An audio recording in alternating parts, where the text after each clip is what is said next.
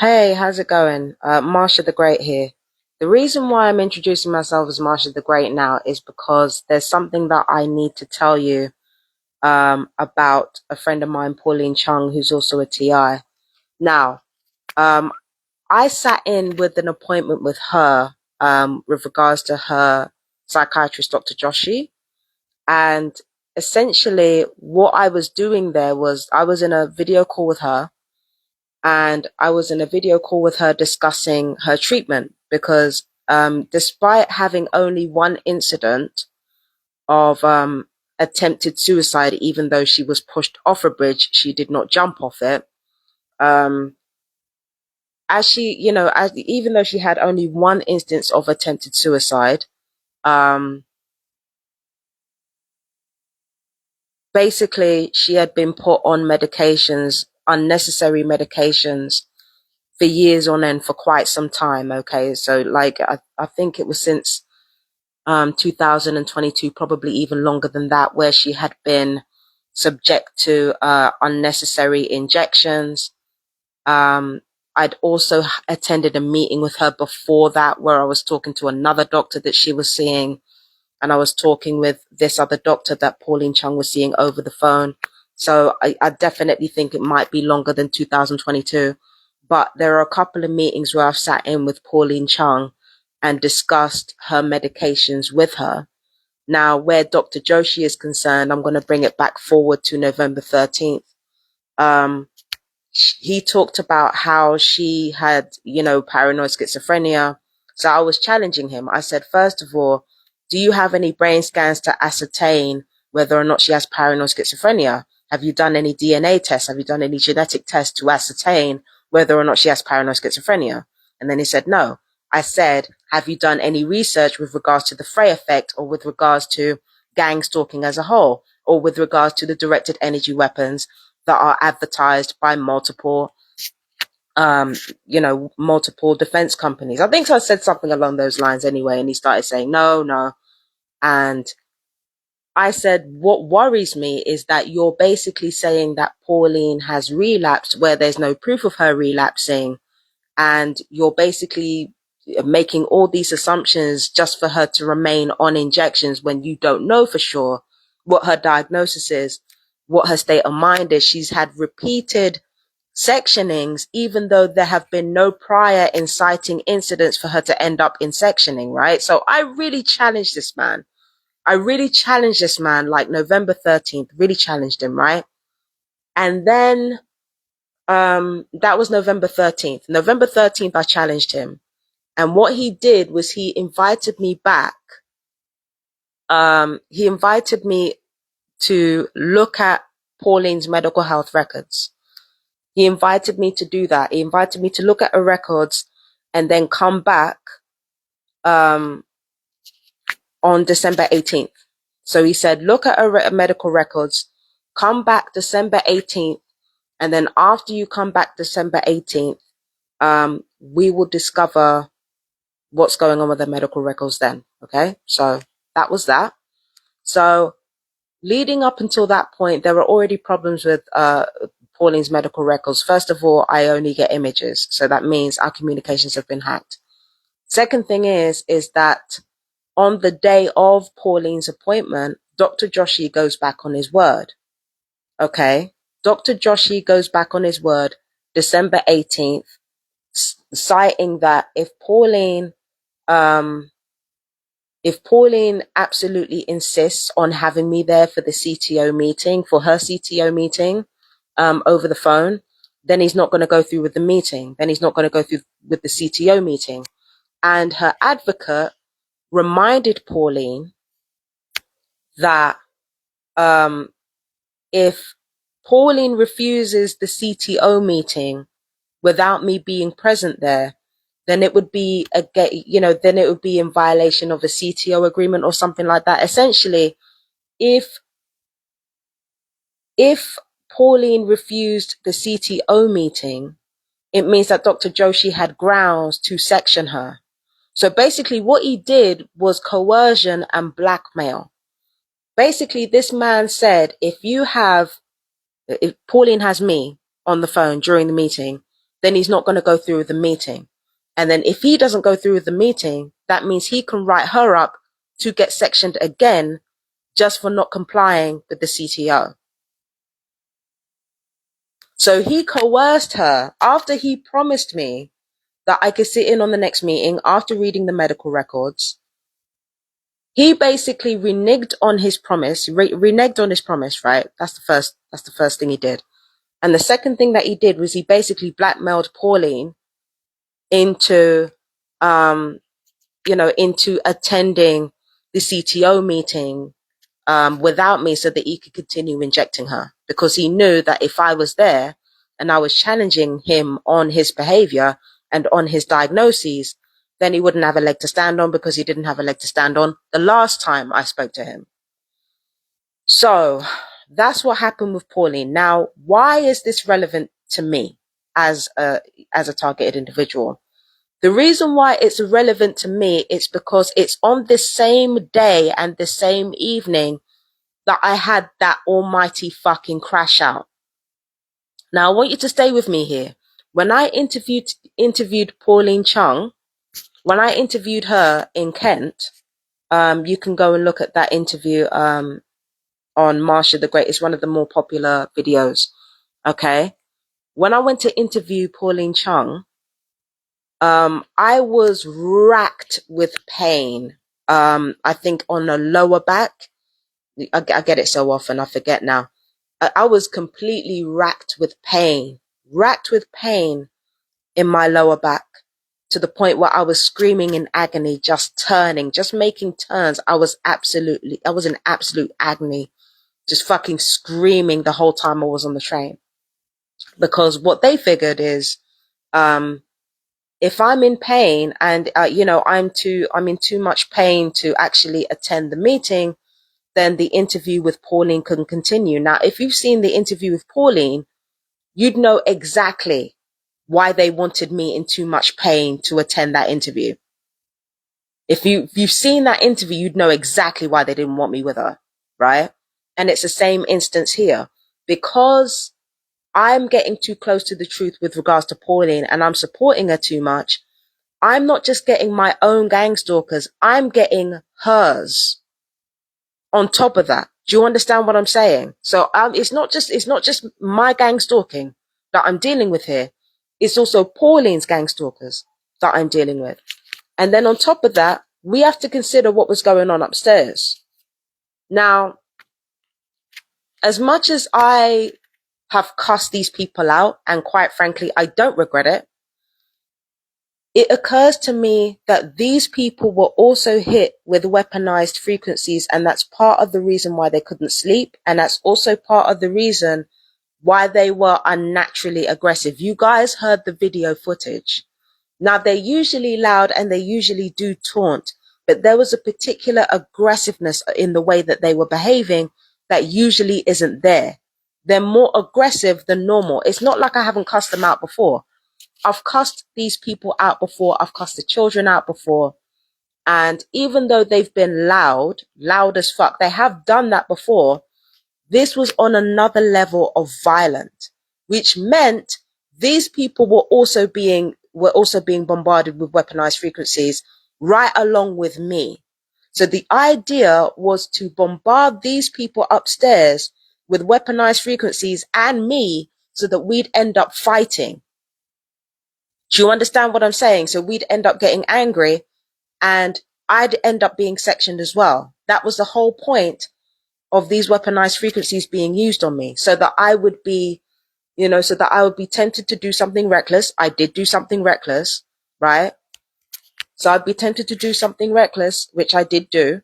And I would have a section worthy breakdown, only it went too far for the gang stalkers, because the gang stalkers didn't want me to be screaming and crying and saying, I want everybody to die. That was not supposed to be the point.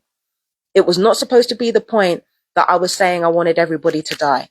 It was not supposed to be the point that I threw a dumbbell at the wall and caused property damage. It wasn't supposed to go that far, but it did. It went to the point where I had to go out for a walk, and even when I came back, I was just still angry. I was still pissed off when I came home. That means there was a sustained weaponized frequency at the property. Because how the fuck am I coming home after all of that and I'm still pissed off? I thought it was the purity of the situation that was pissing me off. No, there were weaponized frequencies. There's a reason why I was so out of fucking pocket before, and now I'm sitting in front of you speaking as regular Marsha the Great. There's a reason for that. It was because the frequencies were weaponized, not only against Pauline, but also against me.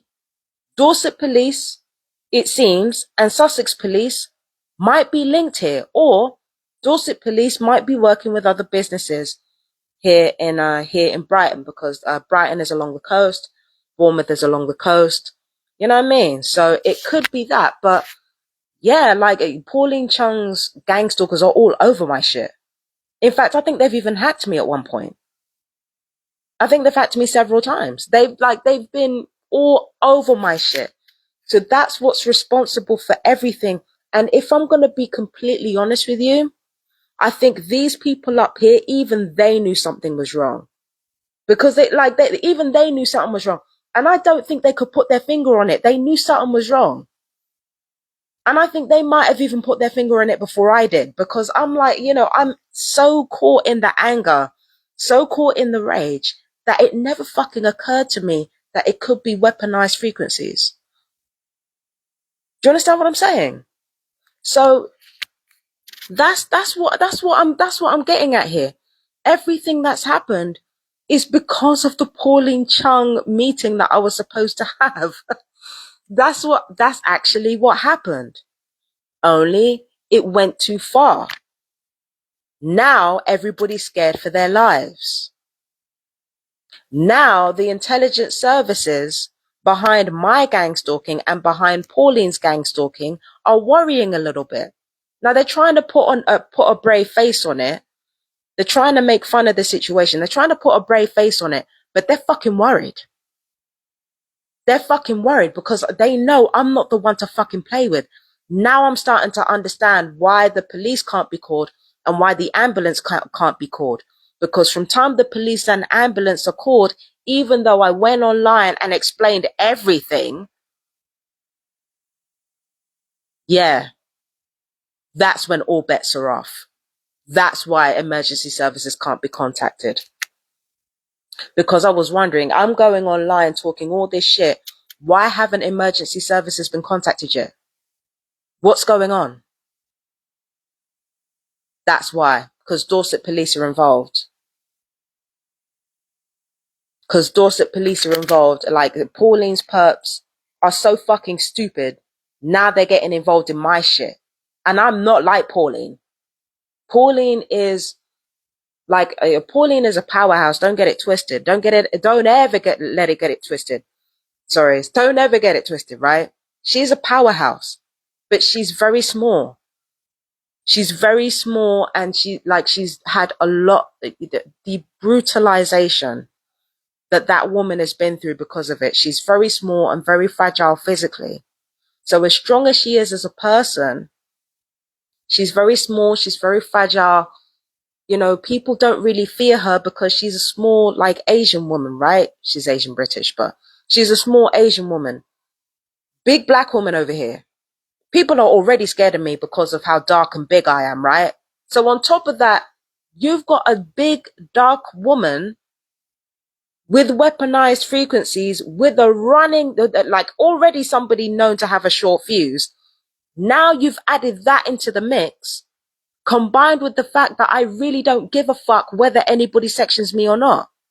Because with Pauline, they brutalize her every time. When they've sectioned her in the past, Pauline has been brutalized. I don't know what it is about her as a person, or what it is about her frame, what it is about her small size that makes people so fucking sadistic with her. I don't know what it is, but when she was sectioned, she was brutalized heavy. Now, with me, when it comes to sectioning me, that's a whole different ball game. And it's not even just because of my size, it's because I know my rights. And it's also because I don't deny anything. Pauline has to constantly maintain that she's well, that she's okay. And, you know, because you've seen her on camera. She's not, I mean, she's very smart and she's very clever, but she has a very simple and direct way of speaking. Whereas with me, I know how to speak the language of the psychiatrist. So not only am I big and strong, but I'm also intelligent and I can challenge psychiatrists in a way that keeps them on a wide berth. The police won't even fucking touch me. And I've been honest with them repeatedly. So now Pauline's gang stalkers are starting to understand I ain't the fucking one and I will blow this whole fucking shit up. And I'm not necessarily talking about the flat. I'm talking about gang stalking itself. I will blow this whole fucking shit up. Now they're starting to understand. Now they're starting to understand. I'll blow this whole fucking shit to the ground. I'm not just talking about the flat. I'm not talking about the flat.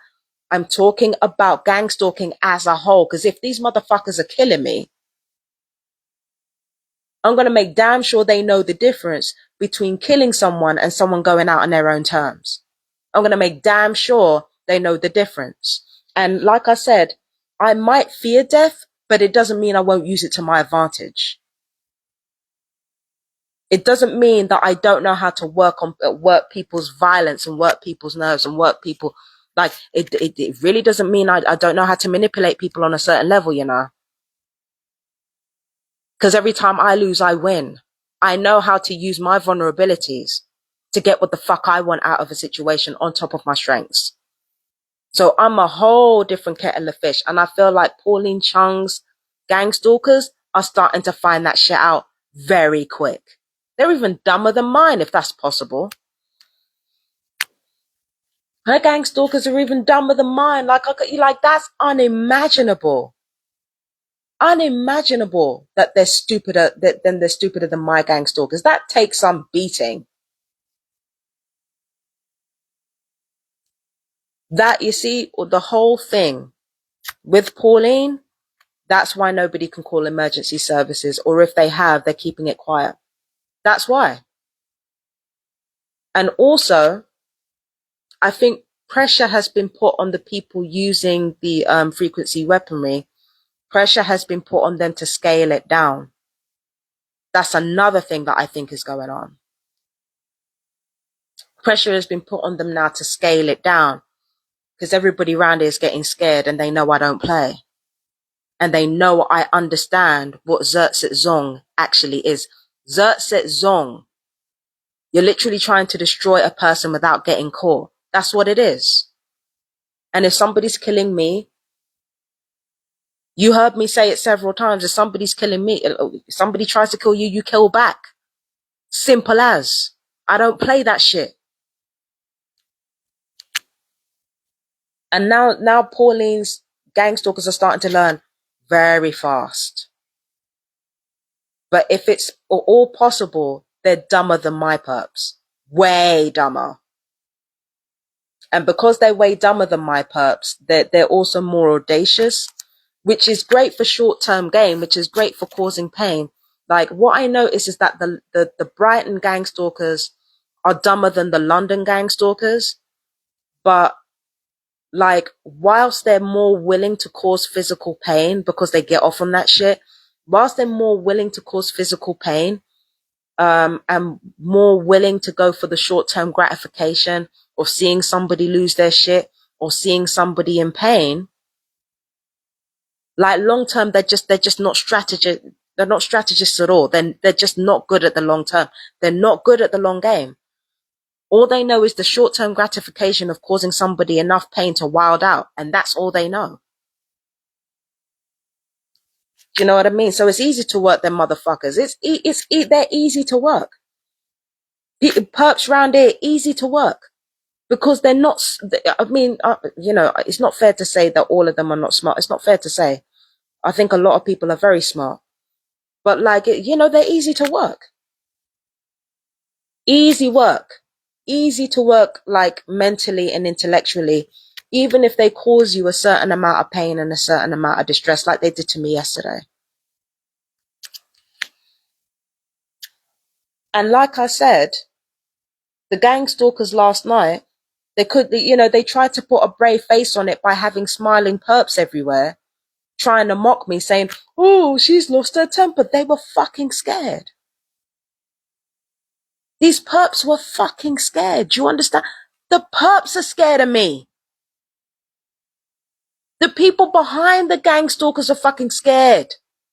They were scared. They tried to play it off like, they couldn't decide whether to be scared of me or not. So on the one hand, they're saying, oh, watch out, she's got a temper. And then on the other hand, they're trying to say, oh, they shouldn't be scared of you, eh? Well, you could have fooled me. They couldn't even make a decision. They were so busy trying to put a brave face on it, using their recruits to put on a brave act or brave face, knowing all the while the perps are fucking terrified because they've never seen me like this before.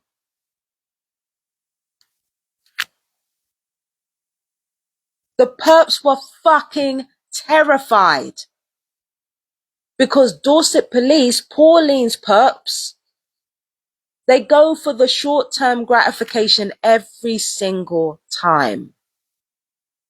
And they usually do it through the frequency weaponry.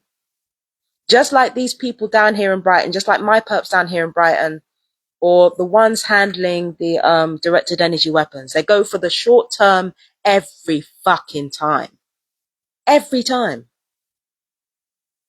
Short term gratification. Every time. Me, I go for the long term. Because I know people think I'm mad. And if people think I'm mad, people think you're mad. People think you're stupid.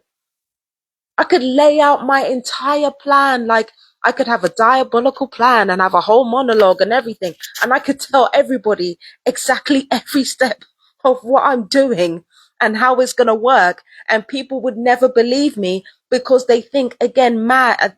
Once again, they think I'm mad. And also they think mad equals stupid.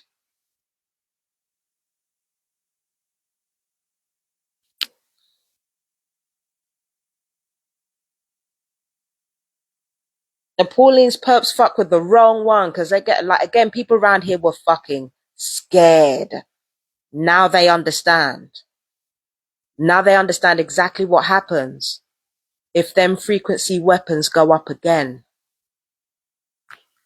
Now they understand what happens when them frequency weapons go up a notch, go up more than they should. And on top of that, we have to consider that, like, are there not more violent crimes around Brighton? Are there not more ambulances being called? Yeah, it's about that time, isn't it? Either the DEW weapons are being fired with increased intensity, or it's the frequency weapons. The DEW weapons are fired with increasing integrity, or the frequency weapons, or both, man. But it's winter. Winter is the optimal time for DEW torture and frequency weaponry. Like the solstices, when it comes to the solstices, that's usually the time when we get like the most increased directed energy weapon usage and the most increased frequency weapon usage, right? That's the time when we usually get the most increased levels with those weapons. Do you understand what I'm saying? The solstices. Because during hot weather, increasing the frequency weapons, like, it causes people to become angrier, more irritable. We saw that with the far right riots, I think, in 2024. Like, when it's summer, the people's blood is already running hot, right? That's the perfect time to turn them frequency weapons all the way up and have people losing their tempers. Because when the time is hot, the blood runs hot, tempers are more likely to be frayed. And then when it comes to the DEW weaponry, there has to be more effort put into the physical trauma, because when it's hot and when it's warm, the muscles are looser. Everything is looser. Yeah? Heat scorches the body. Heat scorches the body. but enough heat relaxes the muscles. So the muscles are not as easy to penetrate and not as easy to target when it's hot. The bones are not that easy, even that easy to target when it's hot. That's why when it came to June, around June time, when I first moved in here, before I got that really horrible torture, like in the core of my body, there were pressure points hit on particular parts of my body first, acupuncture, so that it could increase the pain. So during the summer, DEWs and frequency weapons are likely to increase because the hot weather, it gets people's blood up, and also the muscles are more relaxed. So the torture is less effective. So there has to be more effort with the torture. Then comes the winter solstice, the winter time. Again, frequency weapons up, directed energy weapons up, but for the opposite reason. When it's winter time, it's optimally chilly, which means thermal imaging is more effective. It's more effective in cold weather. It's more effective in cold weather. Do you understand what I mean? So, if there are like heat-seeking things, like heat-seeking imagery, which, you know, which can be used to detect us, it makes it easier to pinpoint where we are because of the heat signatures within us and within our home. We're easier to detect when the weather's cold. So, yeah, we're easier to detect, we're easier to find, which means that the firing of the weapons are more likely to be effective. The targeting is more likely to be effective. The torture is more likely to be effective. And then on top of that, during cold weather, the muscles contract, like everything contracts in cold weather. Whilst it's tightened like that, it makes the pain less bearable. It makes the pain really, really bad. Like if you get hit in a bone, the bone torture. We got to talk about the bone torture, man, because like the bones during winter, if your bones are particularly brittle, the cold goes through your bones, which means that your bones are more vulnerable to the torture. Not just your muscles, your bone as well, because they're, especially for women, because our bones are porous, right? So the torture is more elevated. The torture is more elevated during the winter. So it goes through your pores, not your pores, it goes through your muscles and your bone. It becomes, the DEWs become especially painful during winter. And then we got to get onto the frequency weaponry. Now, you guys notice that there are more deaths and more suicides than normal. That is because the cold during the northern hemisphere, like that's already a very depressing time for a lot of people. But then you have to understand that because of austerity cuts and because like older people are more likely to be vulnerable anyway, during the winter, there are a lot of deaths during winter. So there's the grief to contend with. Also, the energy bills are higher. The food costs are higher. Everything's higher during the winter. So tempers are frayed. That's the perfect time to use frequency weapons on people, especially those that are already mentally vulnerable. So combine that with my targeting and Pauline's targeting, and that's how you explain everything that's happened in the last couple of days. That's how you explain it, including what happened upstairs with these idiots.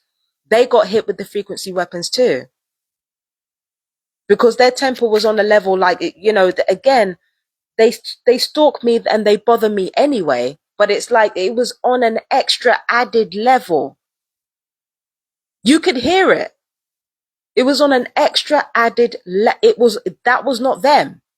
That's not like them. It's like them to make noise.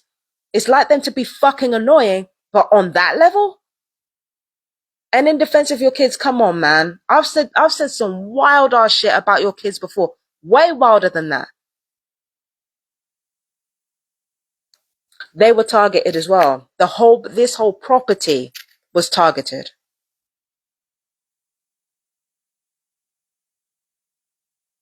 This whole property was targeted with frequency weaponry, because that's how fucking dumb Dorset police actually are. That's how fucking dumb they are. Like, it is staggering how dumb these fucking people are.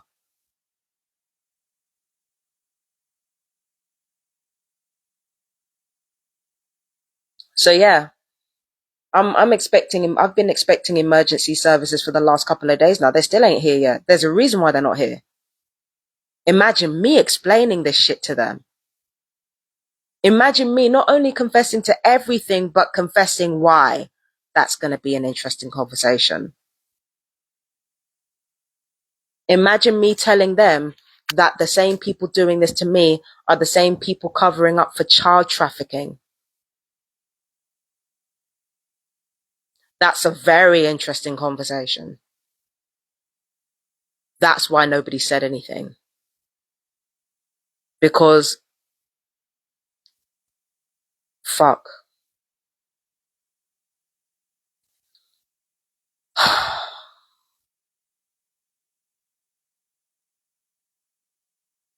This is the first and last time I'm ever going to say this to my perps.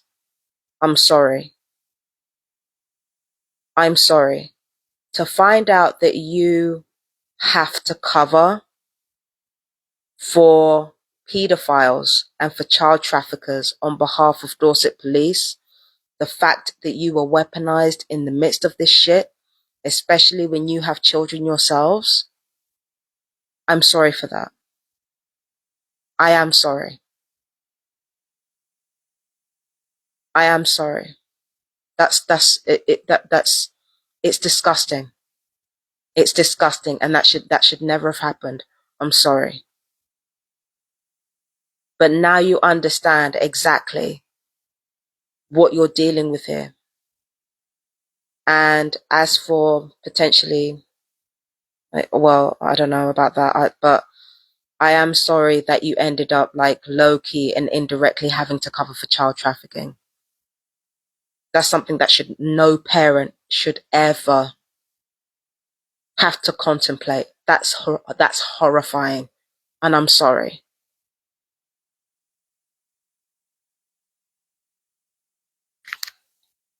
I'm really sorry. That's horrifying as fuck. So all of this, endangerment, potential endangerment to your lives, all of this fear was to cover up for child trafficking. And this is not me weaponizing it to make myself look good. It's not. I'm a reckless person. When my blood is up, I'm fucking reckless. I can't make excuses for that. So this is not me weaponizing anything this time. This is me like being open and honest and saying I'm really sorry. This is some horrific shit. This is some horrific shit. No parent should have to go through that shit. None.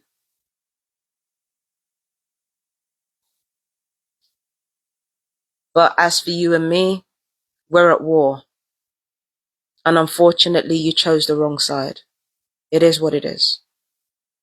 Because this is not just about, me and Pauline. It's not just about two people. It's literally about what the right thing is to do. And you know that gang stalking isn't right. And you know this whole thing, playing games with psychiatry and psychiatry acting as henchmen for literal criminals. You know how fucked up this whole thing is. But I am sorry. We're at war. It's nothing personal. I know you gotta survive, but I've got more than survival to think about. We all have to die at some point. We have to decide how we're gonna go out. And I refuse to go out as gang stalking's bitch. I'm sorry. That means you and I are at war. Even though deep down, we believe the same things. It's a shame. Anyway, I gotta go. Yeah. It is a profoundly lonely thing to go through something like this, but it is what it is. Anyway, my fellow TIs, you stay strong, you stay blessed. Marsha the Great's back. And for now, she's out.